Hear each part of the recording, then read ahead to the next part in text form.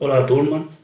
Vamos continuar o estudo da transformação de sinais analógicos em sinais digitais, né, para poderem ser transmitidos por sistemas de comunicação digital.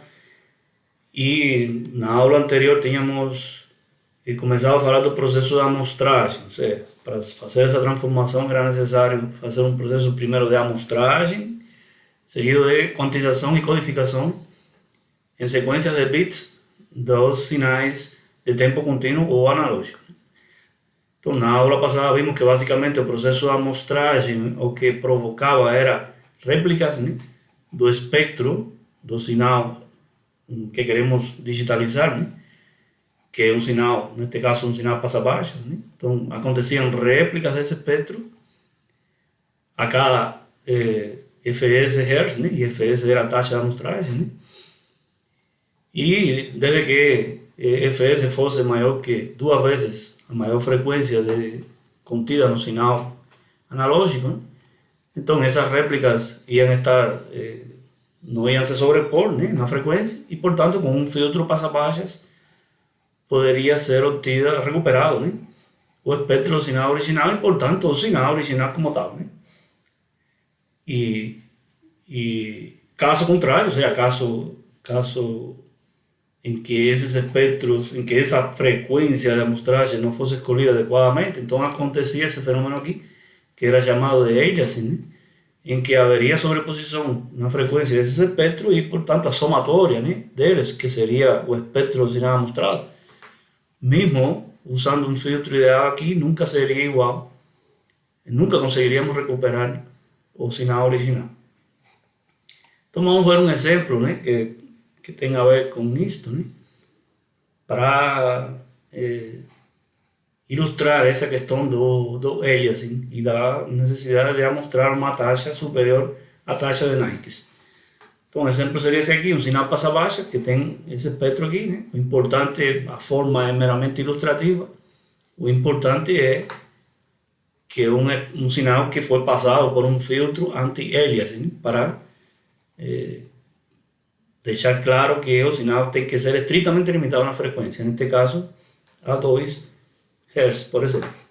Então esse sinal é mostrado idealmente, né? Ou seja, com a amostragem ideal, com impulsos, né, de Dirac, a uma taxa de fs amostra por segundo e posteriormente reconstruído, usando-se um filtro passa-baixas ideal de largura exatamente igual a 2, né? E ganho de amplitude de 1 sobre fs, isso é só para que o sinal seja recuperado com a mesma amplitude aqui, dado que a expressão do espectro era multiplicada por fs. Então, seja x chapéu de t o sinal de saída do filtro passa-baixas, obtenho uma expressão para x de t e esboço este sinal, item A. Considere primeiro o fs uma taxa de amostragem igual a 3, né? E aí então pedimos para esboçar o sinal do espectro mostrado, né, x delta de f, e do sinal recuperado. Do sinal recuperado, desculpem, x chapéu de f, o espectro do sinal recuperado, e também o próprio sinal, ou seja, o sinal reconstruído, né, x chapéu de t. E depois repetir esse mesmo item B para uma taxa fs igual a 4. Então, esse seria então o sinal. Vamos passar aqui para esse caderno aqui para poder fazer a solução, né? Eu vou resolver para que vocês possam usar como base esse exemplo para resolver o exercício que eu coloquei para vocês entregarem, né? Então, primeiro estava pedindo para uma expressão desse sinal. Uma expressão para o sinal que tem esse espectro e esboçar esse sinal. Então, para isso, vamos primeiro tentar escrever uma expressão para esse espectro aqui, né? Então, vejam que esse espectro aqui, x de f, né, ele pode ser visto como a soma de um retângulo, né? Então, é um retângulo, um pulso retangular de largura 2, né, e amplitude meio, né? E acima desse retângulo há um triângulo, né, de largura 2, né, de menos 1 a 1, e altura 1, né? Então, matematicamente, né, esses sinais seriam esses aqui, ou seja, essas formas de onda, né, esses pulsos, né?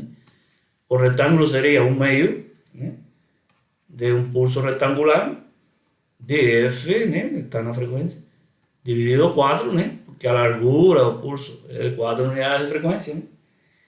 Y más un pulso triangular que representábamos por ese símbolo aquí, ¿no?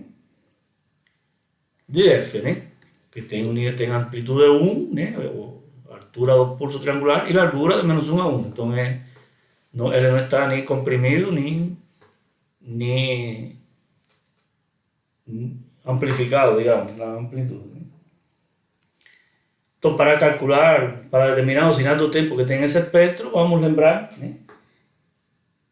Entonces, sabiendo que yo voy a escribir aquí para no tener que voltar la tabela transformada de Fourier. Imagina que la tabela está transformada de Fourier de un pulso rectangular, en este caso precisamos transformada inversa, ¿no?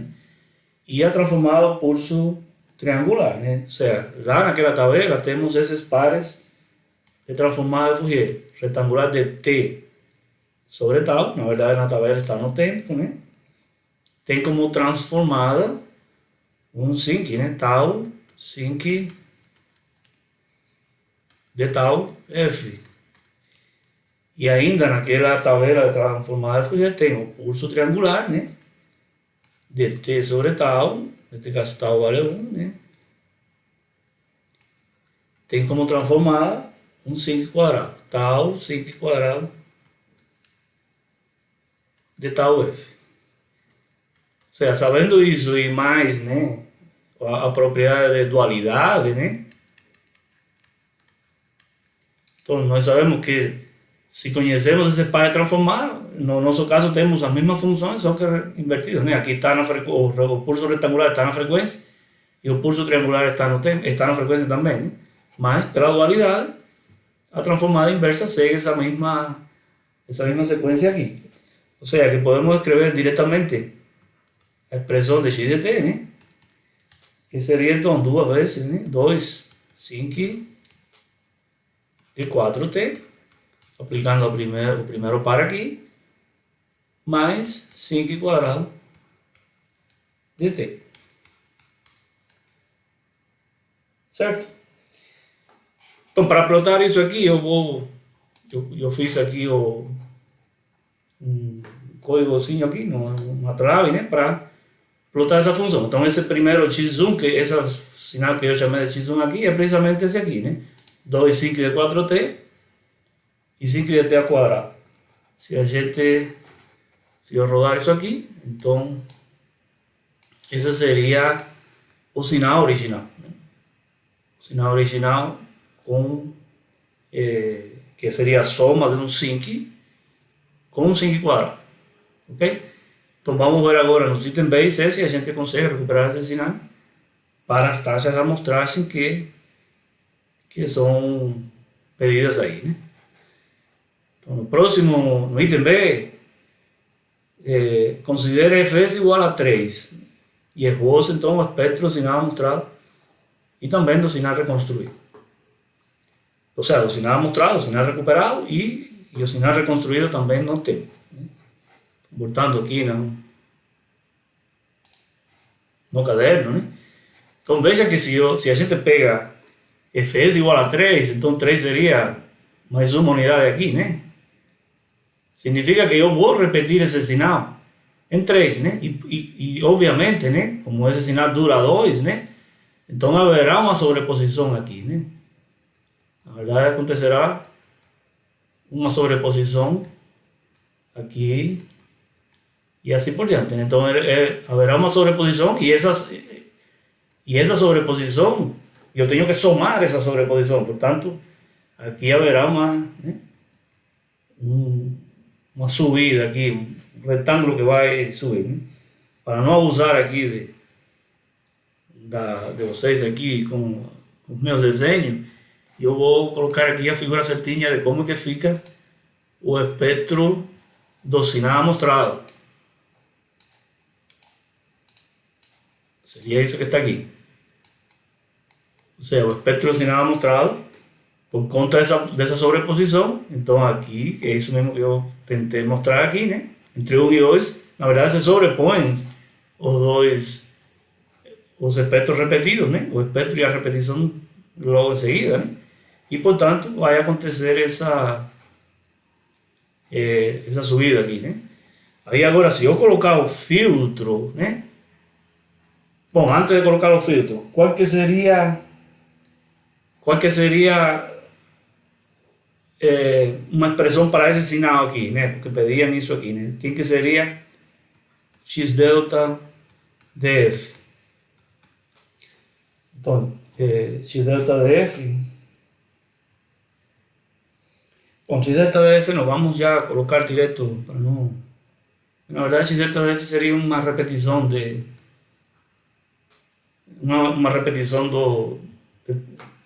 das cópias desse espectro a cada fs, a cada 3 unidades, né?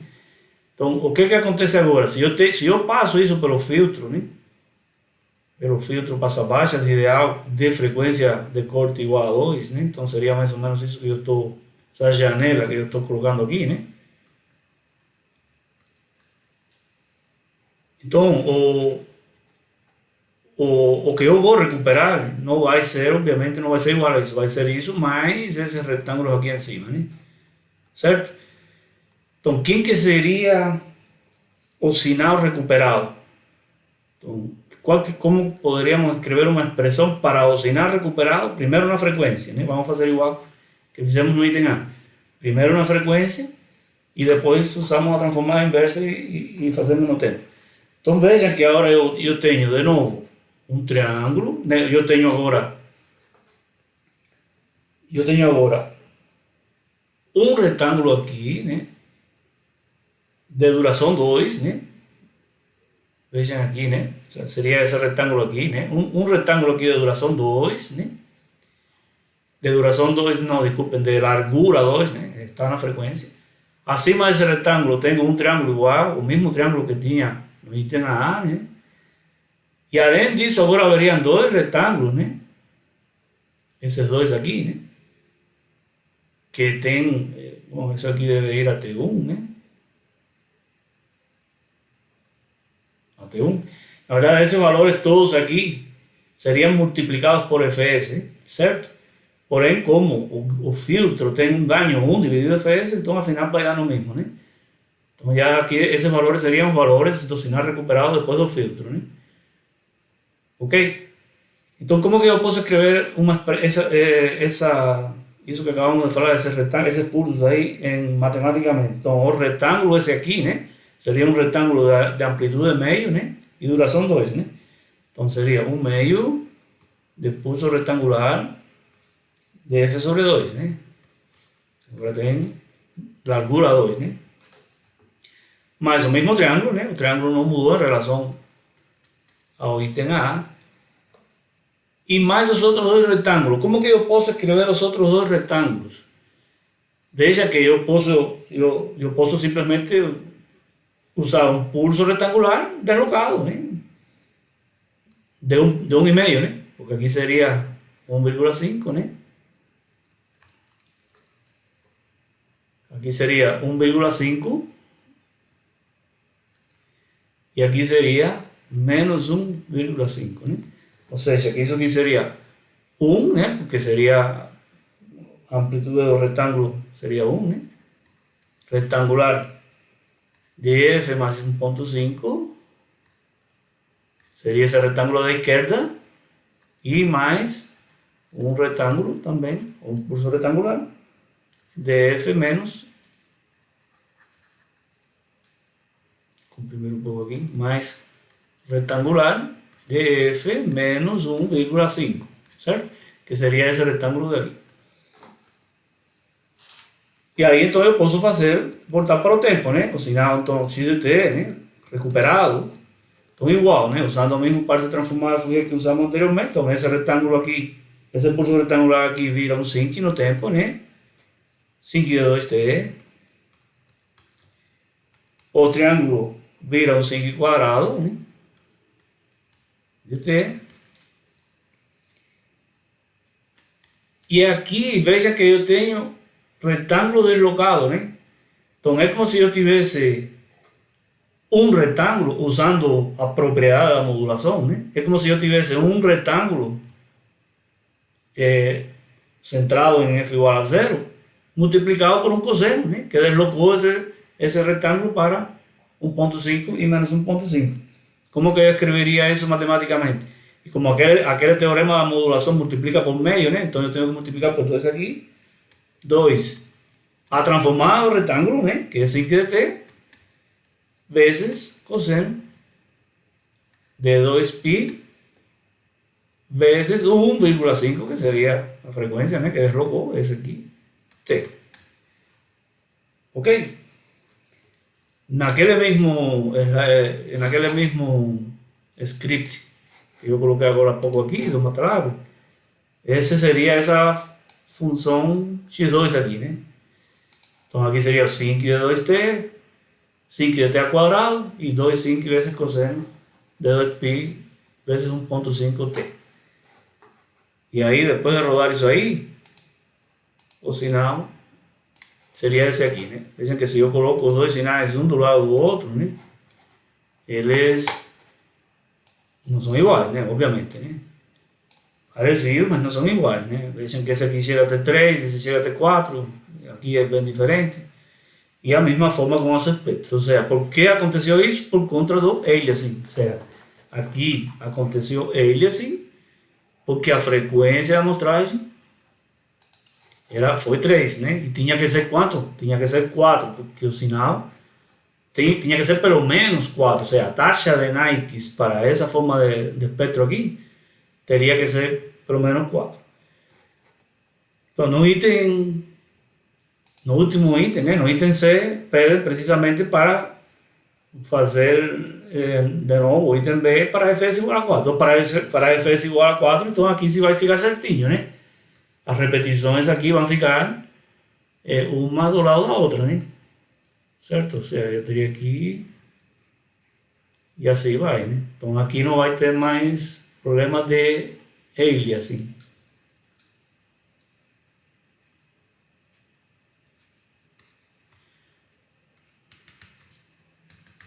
E portanto, com o filtro, né, que viria aqui, né, você pode extrair o sinal, né? Então aqui repito o item B, eu não vou fazer todos os cálculos, mas obviamente que o item B vamos conseguir o mesmo sinal do item A, né? Exatamente porque foi escolhida a frequência de amostragem de forma correta. Ok? Então, todo isso que nós vimos até agora, ou seja, essa forma de fazer a amostragem até agora, que chamamos de amostragem ideal, né? Ou natural também, às vezes é chamado, né? Está supondo que as amostras, né, foram tomadas com impulsos de Dirac, né? Então, dessa forma, quando eu faço isso, né, quando o espectro se... Bom, aqui eu tinha até... Esqueci de colocar, mas eu tinha como que ficaria aquilo que eu tentei fazer agora aí, né? Tinha a figurinha bem feita, né? Então, com Fs igual a 4, né? Ou seja, aqui é com Fs igual a 4. Então, a repetição foi aqui, né? Então, aqui é certinho, né? Houve a repetição dos espectros, né? A periodicidade dos espectros não provoca sobreposição. Então, essa amostragem foi feita com um trem de impulso. Por isso que chamamos de amostragem ideal, porque esse trem de impulso é um sinal que não é fisicamente realizável, né? Qual é a vantagem da amostragem ideal?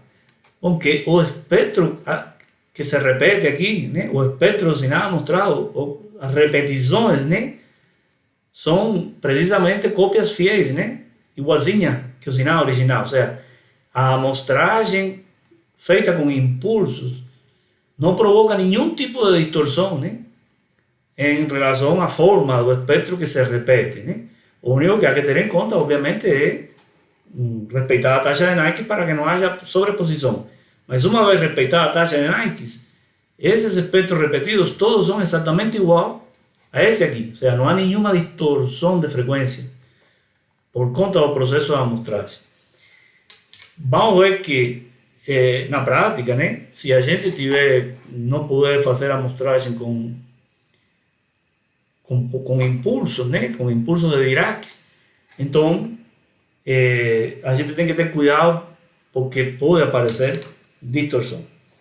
Então é isso que vamos ver aqui na sequência, né? E é isso que é chamado de modulação por amplitude de pulso, PAM, né? Então, o que eu tenho aqui agora, nessa figura? O sea, novamente, essa linha tracejada aqui é o sinal analógico que, de tempo contínuo que a gente quer digitalizar, né? Só que agora a amostragem não vai ser feita com impulsos de Dirac, ela vai ser feita com pulsos que têm duração finita e não mais infinitesimal, como no caso dos impulsos delta de Dirac, né? Ou seja, que eu posso ver isso aqui, né? Esse processo de amostragem, né? Com do tipo PAN, né? Como se eu tivesse aqui, a amostragem ideal foi feita aqui e depois foi mantida essa amostragem esse valor por um determinado tempo. Aqui igual, foi feita uma amostragem ideal e é mantido, né? Esse topo aqui desse pulso é plano. A amostragem ideal e é mantido. Ou seja, isso é um processo de sample and hold. Sample and hold. Então é isso que o primeiro estágio dos conversores analógicos digitais, né? Eles fazem um sample and hold, né? Eles tomam a amostra e retêm esse valor aí por um determinado tempo. Esse T aqui é um tempo bem pequeno. Quanto mais pequeno, melhor. Mais se parece a uma amostragem ideal, mas é um tempo finito, não é infinitesimal. Então esse TS aqui continua sendo o período da amostragem, né? O inverso da taxa de amostragem, e T seria a duração desse pulso, né? Vamos ver o que isso vai provocar, ou seja, que diferença isso vai provocar em relação à amostragem ideal. E isso seria o que a gente consegue fazer de fato na prática, né? Uma amostragem do tipo sample and hold, né? Um PAN, né? Então esse DT seria então o sinal amostrado, né? Essa sequência de pulsos aqui, né? Agora eu posso escrever, né, de forma análoga como fizemos no caso da amostragem ideal, eu posso escrever esse sinal como uma soma de pulsos, só que agora esses pulsos não serão mais impulsos, né? São pulsos, estamos chamando de H, né? A cada TS segundo, né? E a amplitude de cada um desses pulsos é ponderada por isso aqui. Que coisa é M de NTS? Bom, precisamente a amplitude desses, das subidas, essas aqui que eu coloquei em vermelho aqui, né? Então, isso seria M de NTS, o valor de M, que é o sinal analógico, né? O valor de M no instante em que subiu esse pulso aqui, que depois ficou durante todo esse tempo plano isso aqui, né? Certo? Onde, então, o HDT, que é o pulso básico aqui, né? Que seria esse pulso retangular aqui, é um pulso retangular de amplitude unitária e duração T, né? Então, esse pulsinho que está aqui, né? Então, vejam que se eu estou fazendo amostras, né? Amostragem com esse pulso, ou seja, eu estou multiplicando esse pulso por M, né? Vejam que esse pulso agora ele vai ter, isso aqui seria a transformada folha desse pulso, né? A transformada folha desse pulso é um SYNC, né? Quanto mais estreito esse pulso, o lóbulo principal desse SYNC fica maior, né? Então, no limite, né? Se eu levo a duração desse pulso, se eu faço esse TI para zero, isso aqui vira uma linha reta, né? Certo? Que a gente sabe, né? No limite isso aqui vira um impulso e isso aqui viraria uma constante, né? Mas como eu não consigo produzir um impulso, o que eu vou produzir é um pulso HDT bem estreito que tenha esse lóbulo o mais largo possível, né? Porque isso vai ser o que vai decidir, né? Definir se haverá ou não distorção, como vamos ver logo em seguida aí, né? Então, para analisar, então, o que queremos analisar agora? Da mesma forma que fizemos para a amostragem ideal, vamos ver como que fica o sinal mostrado, esse sinal PAN aqui, né? Esse SDT, no domínio da frequência, né? De novo, vai acontecer aquele fenômeno que haverão réplicas do espectro, só que essas réplicas do espectro agora vão estar misturadas com esse outro espectro aqui, que é o espectro do pulso que está fazendo a amostragem. E isso pode provocar distorção. Certo? Então, para isso, vamos fazer isso aqui. Seja m delta dt, isso aqui, ou seja, que coisa seria m delta dt? É como dizer, é a versão, a amostragem ideal desse sinal PAN. Ou seja, seria a expressão desses impulsos que eu coloquei aqui, né? Então, se eu tivesse feito uma amostragem ideal, o que eu teria seriam esses impulsos vermelhos aqui. Então, a expressão desses impulsos vermelhos aí é precisamente essa que está aqui embaixo, né? Ok? Então, uma soma de impulsos, né, a cada ts segundo, ponderado pelo valor de m de t nos instantes em que esses impulsos acontecem, que são os instantes da amostragem. Certo? Então, agora eu vou fazer matematicamente, né, a integral de convolução desse sinal com o pulso, né, com o pulso que eu estou usando aqui para a amostragem, né? Então, convoluindo m delta dt com o pulso hdt, então esse símbolo aqui dessa estrela se usa para denotar convolução, e isso aqui seria a integral de convolução, né? M delta de tal, hdt menos tal, de tal, né? Aí aqui eu simplesmente substituí m delta de tal pelo valor aquele que estava no final do slide anterior. Aqui eu troquei a ordem de soma com integral, posso fazer porque são duas operações lineares, e ainda tirei para fora da integral esse termo aqui que não depende de tal, né? Então vai ficar essa expressão que está aqui, somatório de m de nts, integral disso aqui, delta de tal menos nts, hdt menos tal. E se vocês lembram lá, quando estudamos lá no início, aqueles sinais elementares, quando estudamos o impulso de Dirac, ou a função delta, vimos que esse tipo de integral com a função delta, simplesmente o que vai extrair é o valor desta função, que está multiplicando a função delta nos instantes, né, em que a função delta acontece. Ou seja, que essa integral toda aqui é simplesmente igual a hdt menos nts.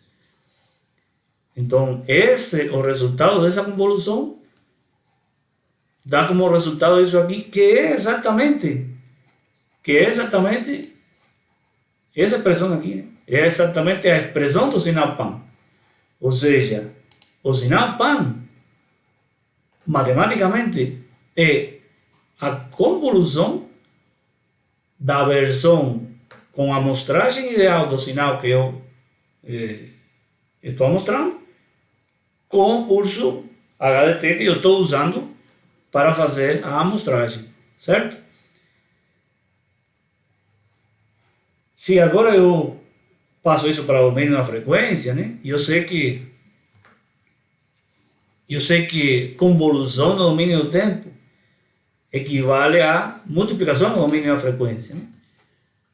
Ou seja, isso aqui, né? Se no domínio do tempo eu acabo de ver que esse dt é m delta dt convolução hdt, então no domínio da frequência, esse df seria então m delta df, que seria a transformada Fourier disso aqui, vezes hdf. Ok? Ou seja, que se HDF fossem impulsos, né? Ou seja, se HDT fossem impulsos, né? Que seria o caso da amostragem ideal, o que seria HDF? Igual a 1, né? Seria uma constante, e portanto SDF seria M delta dF, que foi o que nós vimos, né, na amostragem ideal. Agora, quando esses pulsos aqui não são mais impulsos, ou seja, tem duração finita, então o espectro da versão com a amostragem ideal, que é um espectro certinho, né, são as repetições sem distorção, é multiplicado pelo espectro desse pulso. E então, dependendo de como que seja a forma desse espectro, aqui haverá distorção. Então isso eu vou ilustrar aqui logo em seguida aí com uma figura, né? sea, isso aqui sabemos da aula anterior, né? Então, lá na aula anterior nós chamamos sinal de G, né? Mas é a mesma coisa. Nós chamamos G delta de F, aquele espectro, né? Aqui estamos chamando de M delta de F, né? Mas M delta de F, que seria o espectro do sinal mostrado com impulsos, né? É simplesmente aquela repetição, né? A soma das repetições do espectro original a cada fs Hz, né? Daí então, essa expressão aqui vai ficar isso aqui, que seria então o espectro repetido certinho, agora multiplicado por isso aqui. Então, dependendo disso aqui, haverá uma distorção nesse espectro. Então, vejam, por exemplo, vamos supor que a mensagem MDT, né, tenha esse espectro aqui. Então, MDF, isso aqui é meramente ilustrativo, né? Isso aqui é MDF. Esse espectro aqui, um espectro passa-baixa. E esse aqui seria, então, esse espectro aqui, né? Certo? Para determinar a relação aí de T e TS, né? Então, vejam que se não houvesse essa função aqui, ou seja, se isso aqui fosse constante, se isso aqui fosse igual a 1, né? Esse retângulo se repetiriam todos igualzinhos aqui, né? Certo? Mas o que está acontecendo? Que os retângulos repetidos estão sendo multiplicados por HDF. E que coisa é HDF? HDF é o sinc, que é a transformada de Fourier daquele pulso retangular que foi usado para fazer a amostragem, né? Então vejam aqui, então essa linha de ponto, essa linha tracejada aqui, né? Essa curva tracejada representa precisamente esse sinc, né? Obviamente que quanto mais estreito aquele pulso, HDT, mais largo esse sinc, né? E no limite, o pulso tem duração infinitesimal, que seria um impulso, e o sinc vira uma constante, e aqui não haveria problema nenhum, zero distorção. Mas na medida em que o pulso que eu estou usando para amostrar, que não é este, o pulso que estou usando para gerar o sinal PAN, for mais largo, né? Na medida em que aquele T aumenta, então esse sinc aqui começa a ficar mais estreito. E então o topo desses pulsos aqui deixa de ser plano, deixa de ser igual que esse aqui, certo? E começa a haver distorção, certo? Então, obviamente que o importante é que quando eu coloco agora o filtro aqui, né, que eu vou colocar um filtro para recuperar esse pulso aqui, que é o que me interessa, né, esse espectro aqui que é o que me interessa, aqui seria W menos W, né? É importante que o sinc, né, tenha afetado muito pouco aqui, né, que basicamente esse pedacinho aqui, né, se mantenha reto, né? Então, na prática, garantindo que TS seja de pelo menos 10 vezes T, né, você consegue que essa distorção seja desprezível, né? O sea, vejam que estamos falando de que grandezas? TS e T. O sea, TS é esse tempo, né? Que é o tempo que de amostragem, né? Ou seja, o período da amostragem, né? O período em que esse pulso acontece, e o T é a duração do pulso, né? Ou seja, que esse Tzinho aqui, esse T aqui, tem que ser bem menor que TS, pelo menos 10 vezes menor que TS, para que essa distorção aqui, né, não seja significativa. Então, não é um negócio, né, difícil de conseguir, né? Na prática, esse T é realmente bem pequeno. Ou seja, esse T aqui, a duração do pulso que gerou a amostragem é bem pequena. Então, o importante aqui é que isso aqui é um tipo de modulação. Na verdade, é chamado de modulação mesmo, né? Pulse Amplitude Modulation, né? Porque é um tipo de modulação. É como se eu tivesse uma portadora, que em vez de ser uma portadora senoidal, é um trem de pulso, né? Esses HDT aqui. E eu vou modular a amplitude dessa portadora com outro sinal, que é o sinal que eu quero digitalizar, né? E isso é um tipo de modulação, porque de fato, né, o espectro do sinal original, né, que seria esse aqui, ele se desloca, né? Ele se desloca para FS, para 2 FS, para 3 FS. Só que aqui o nosso objetivo não é pegar um espectro deslocado, nós queremos ficar com esse mesmo aqui, né? Porque o que nós queremos é usar isto para digitalizar o sinal e não para modular no sentido de canal, mudar a faixa de frequência e tal, né? Mas não deixa de ser um processo de modulação, né? Por isso que se chama modulação por amplitude de pulso. Mas nós estamos vendo como uma parte, como um primeiro estágio de um processo de codificação de sinais, né? Tanto é que existem outros tipos de modulações de pulso, né? Então, por exemplo, isso aqui eu só vou colocar para comentar, a gente não vai estudar isso aqui, né? Mas existem também, né, além do PAN, né, além do PAM que acabamos de ver, existe PDM, que seria modulação por duração do pulso, né? Então seria esse caso aqui. Então esse aqui seria a portadora, né? Esse aqui seria a portadora. Esse aqui é o sinal de baixa frequência, né? E aqui então a duração dos pulsos está sendo alterada de acordo com esse sinal aqui. Então aumentou a amplitude desse sinal, aumentou a duração do pulso. Diminuiu a amplitude do sinal, diminuiu a duração do pulso. E para que se usa isso? Bom, você provavelmente já deve ter visto isso em eletrônica de potência. Eu estou mexendo no nível de C disso aqui, né? Então, por exemplo, para fazer dimmer, né? Para controlar velocidades de motores, velocidades de máquina ou iluminação, se usa. Ou modulação como essa aqui, PPM, modulação por posição do pulso. Então, igual, a posição do pulso, né? Que aqui são periódicos, né? Aqui a largura do pulso não tem constante, mas a posição dela, né? Relativa deles, muda de acordo com isso aqui. Então aumenta esse sinal, se afasta mais o pulso, diminui o sinal, fica mais perto. Certo? Então, são tipos, todos esses três, né? PAM, PDM, PPM, são formas de modulação que são chamadas de modulações pulsadas. Para nós, a que vai interessar por enquanto é a modulação PAM. Ok? Bom, já com a partir dessa modulação PAM, já vejam que, ou seja, vou voltar aqui esse aqui é o resultado então do processo, o sinal PAM é o resultado do processo de amostragem de um sinal analógico que a gente quer transformar em digital, né? Ainda o sinal é um sinal de tempo discreto, né? Porque ele só vai existir nos instantes desse pulso, mesmo que esse instante agora, né, tenha uma duração, né, maior que zero, né? Porém, a gente vai considerar que essa duração é bem pequena, né? E aos efeitos das análises que nós vamos fazer daqui para frente, vamos supor que isso aqui é bem estreito, né? Então, isso aqui é um sinal de tempo discreto, né? Ele é um sinal de tempo discreto, ele só existe aqui, onde estão esses pulsos, porém, ainda as amplitudes são contínuas, né? Então, ainda nós temos que fazer um processo de quantização tal, para transformar isto em um sinal digital.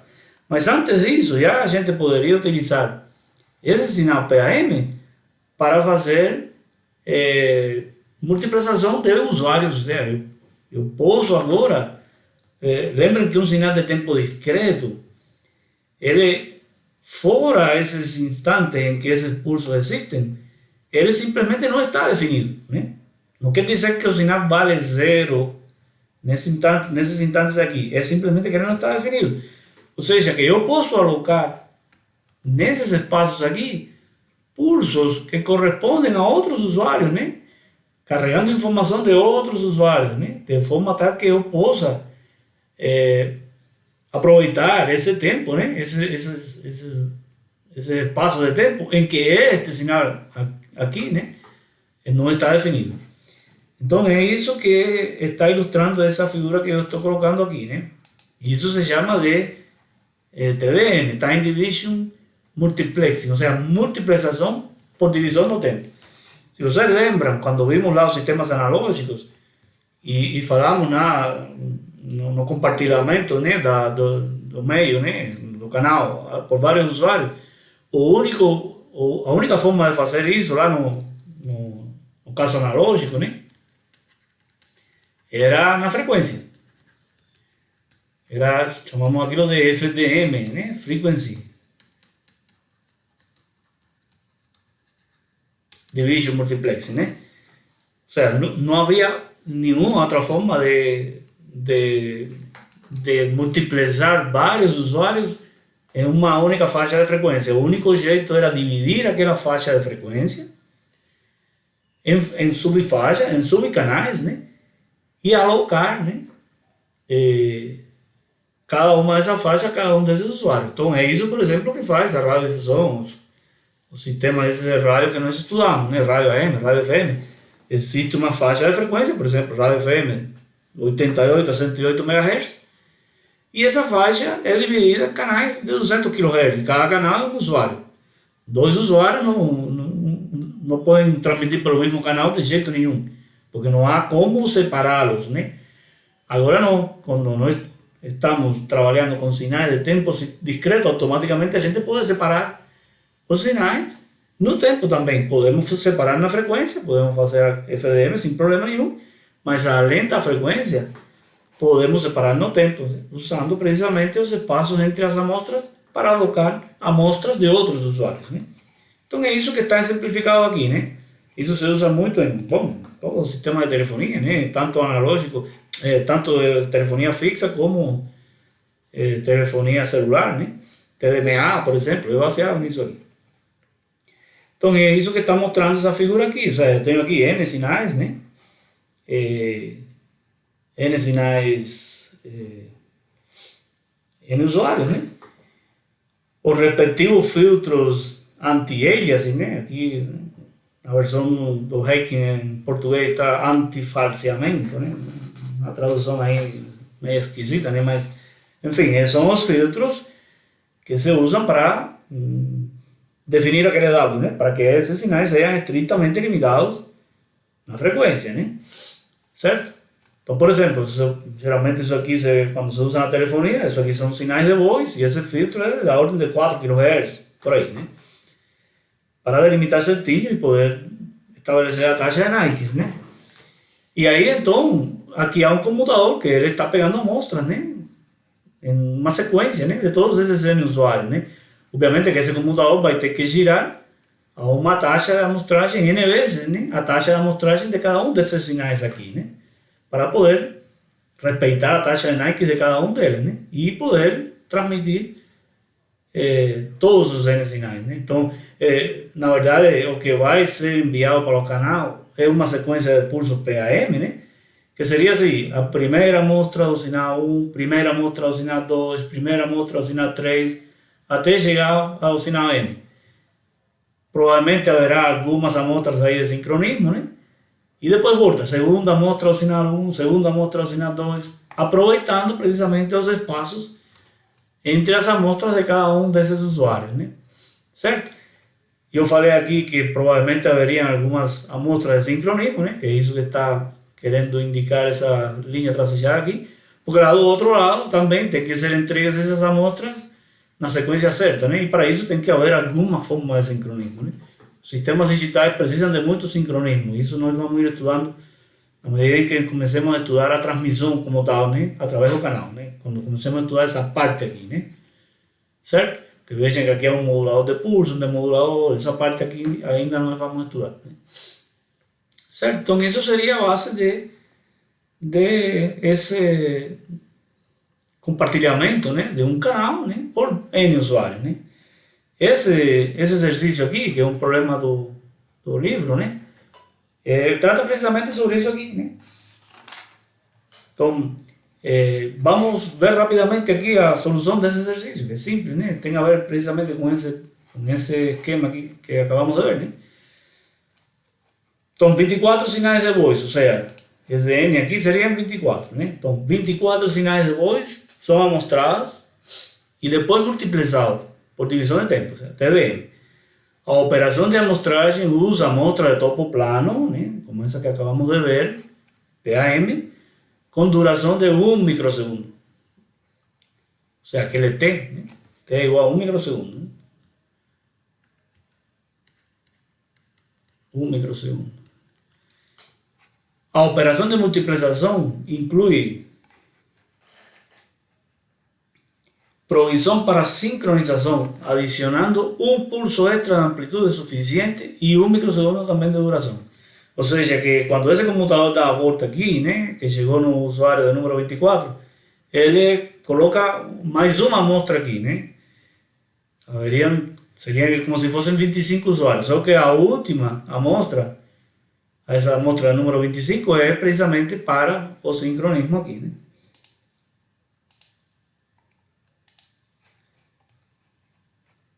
De amplitud suficiente y un microsegundo de duración. A componente de frecuencia más elevada de cada señal de voz es 3,4 kHz.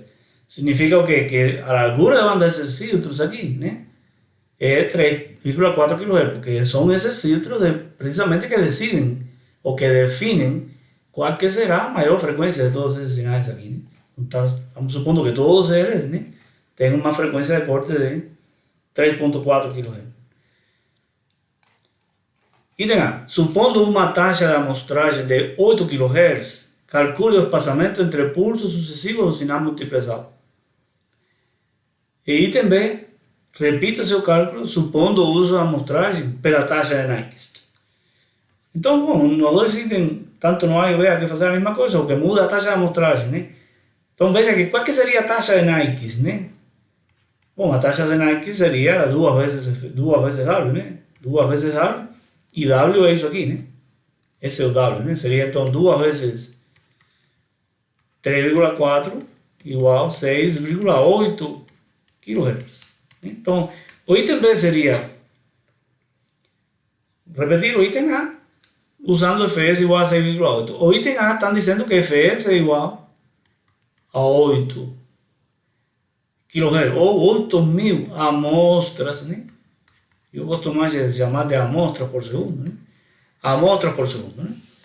E esse número é um número prático, né? É um número que de fato se usa na telefonia digital. Esse exemplo aqui está baseado em aplicações de telefonia digital, em que precisamente esse número de 24 sinais é um número que se usa lá nos Estados Unidos. 24 sinais são multiplexados entre troncos, né? Entre centrais telefônicas, né? Então, geralmente quando as centrais telefônicas encaminham chamadas telefônicas entre usuários, né? entre centrais, né? Elas não encaminham uma por uma, obviamente, elas multiplexam. Então, no caso do padrão lá que se usa nos Estados Unidos, elas são 24 sinais, então elas são digitalizadas, né? E multiplexadas usando um esquema do tipo TDM, certo? Vejam que na telefonia fixa, né?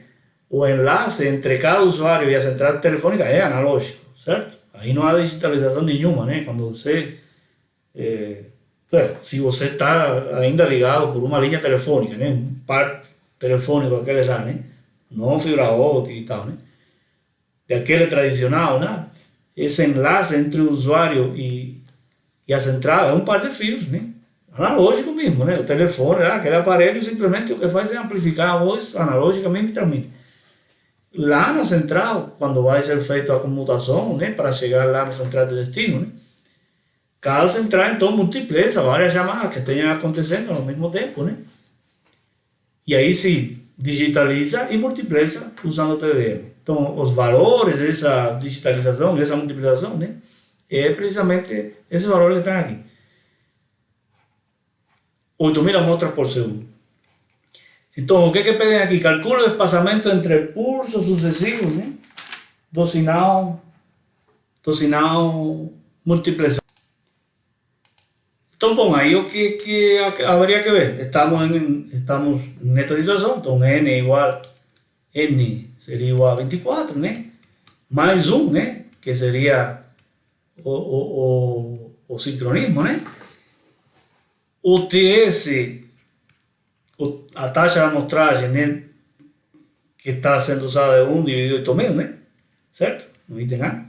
Isso dá 125 microsegundos, ou seja, que 125 microsegundos é a taxa em que cada sinal desses aqui tem que ser amostrado. Ou seja, que esse computador pegou uma amostra aqui e 125 microsegundos depois ele tem que pegar a segunda amostra aqui. E assim vai, né? E assim com todos os sinais, né? Ok? para garantir, né, que, eh, que a taxa de Nike seja, ou seja, que a taxa de amostragem que é necessária aí, a taxa de Nike, né, neste caso. Neste caso está sendo mostrado um pouco acima da taxa de Nike, né?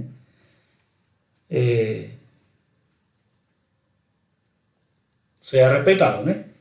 Então, o tempo alocado, né? Vamos chamar de canal, né? Então, o tempo alocado para cada canal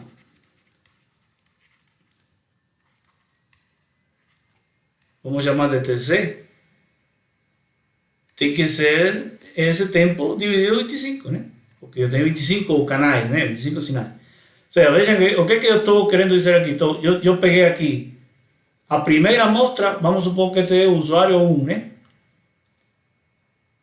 Aí depois eu pego a amostra do usuário 2, usuário 3, e assim até o usuário 25, que é o sync, né? E aqui então eu volto com o usuário 1, né? Certo? E depois o usuário 2, e por aí vai.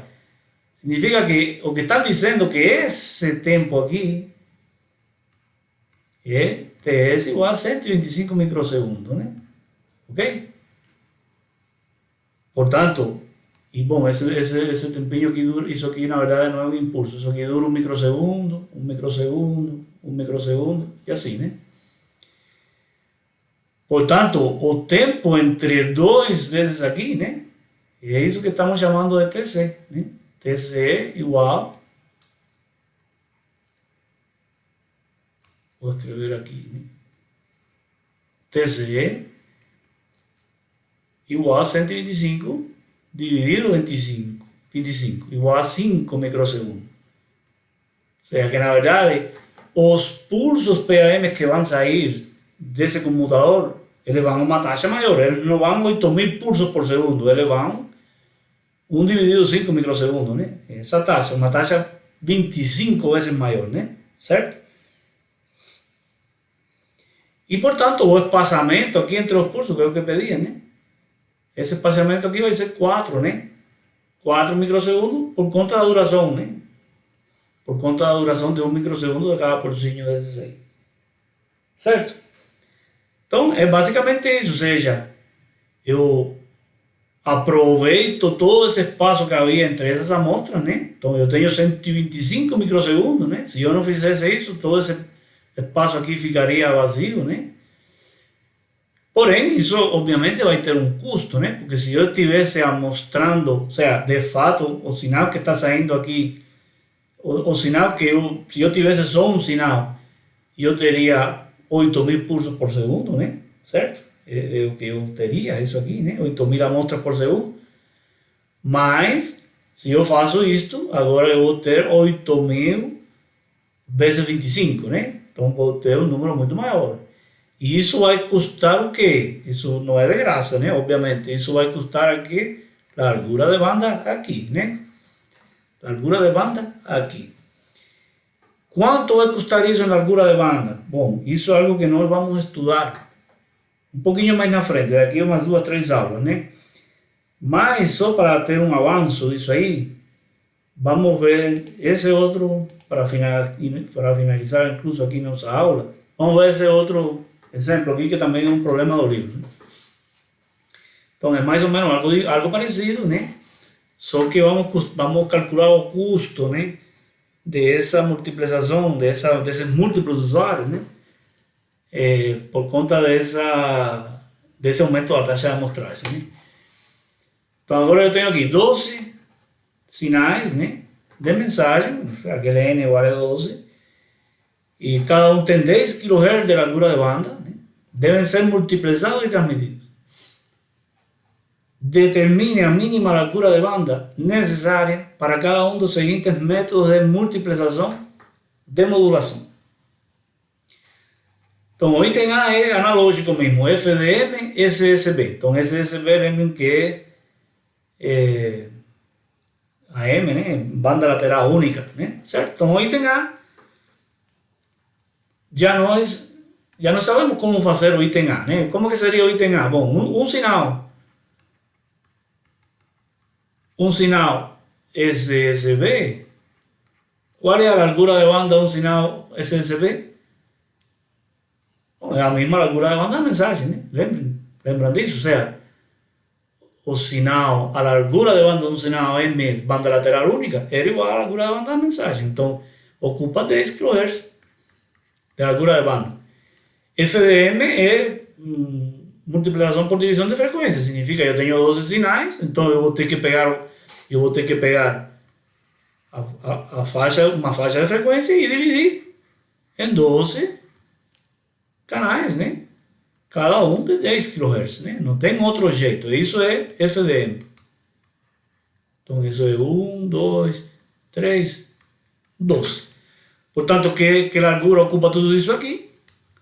Seria simplesmente 12 vezes 10, né? 120 kHz.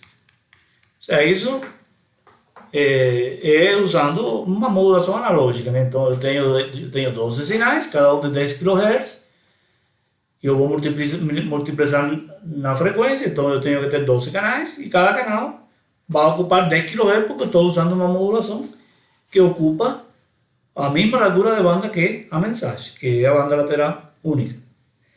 Ok? Agora, no item B, vamos usar um esquema similar a esse do exemplo anterior. TDM-PAN, né? Então, TDM-PAN, né? Bom, como que eu sei quanta largura de banda ocupam esses pulsos, né? Então, obviamente que ainda não estudamos isso, né? Mas eu vou colocar aqui um resultado, né? Um avanço aqui de um resultado que nós vamos depois formalmente enunciar, né? Que é isso aqui. A largura de banda mínima necessária para a transmissão de RS, símbolos por segundo. Quando eu chamo símbolos, são sinais, pulsos, símbolos, né? Símbolos digitais, símbolos discretos. A largura de banda mínima necessária para a transmissão de RS, símbolos por segundo, sem interferência intersimbólica, né? Então isso é um parâmetro, isso é um fenômeno que nós vamos definir depois, que é muito importante, que precisa ser equacionado certinho para que os sistemas de comunicação digital funcionem ok, né?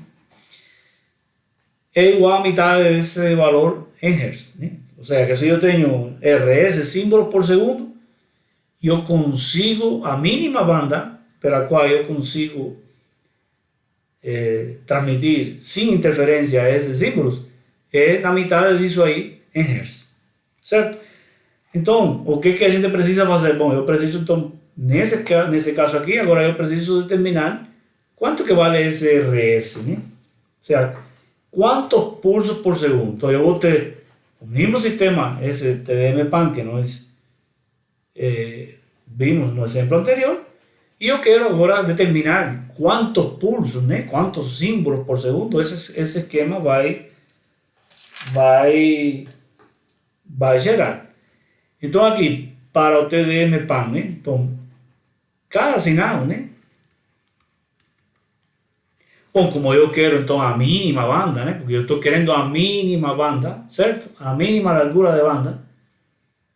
Obviamente que a taxa de pulso vai depender da taxa de amostragem, né? que eu vou usar, né? Porque eu vou gerar tantos pulsos por segundo de acordo com quantas amostras por segundo eu vou tomar, né? Então eu vou usar a menor taxa de amostragem possível, né?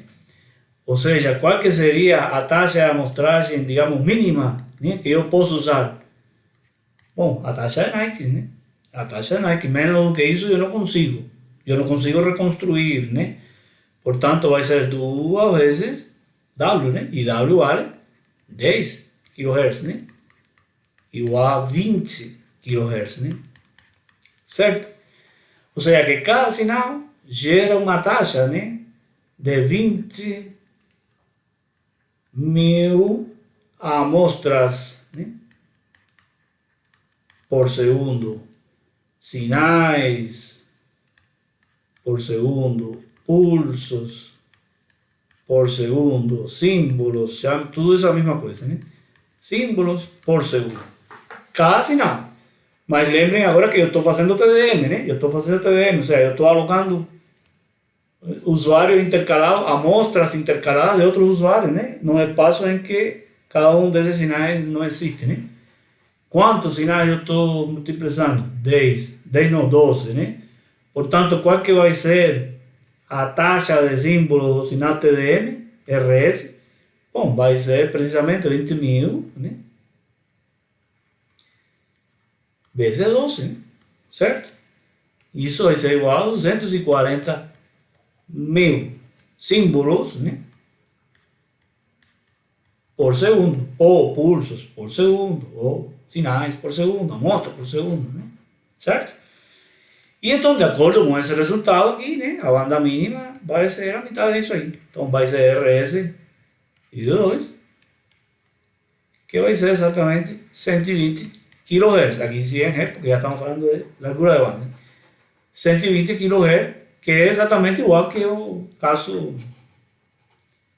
caso analógico, né?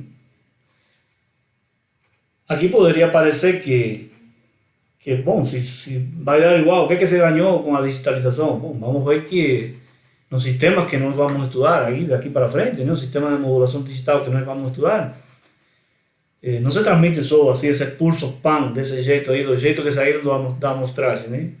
Vamos quantizar esse pulso, vamos transformar em bits e vamos fazer outro tipo de mapeamento, né? De forma tal que eu vou transmitir muita mais informação, eu vou transmitir muito mais informação medida em bits, né? Que por enquanto não estamos medindo em bits porque não quantizamos, né? Não quantizamos as amplitudes, né? Mas enquanto a gente possa medir em bits as amplitudes, aí sim nós vamos poder aumentar a taxa de transmissão, né? Medida em bits por segundo, que é o que nos interessa e é o que todo mundo quer, né? Saber com relação aos sistemas digitais. Bom, com isso então terminamos aqui a nossa aula, né? E na próxima aula então vamos ver o processo de quantização. Até a próxima.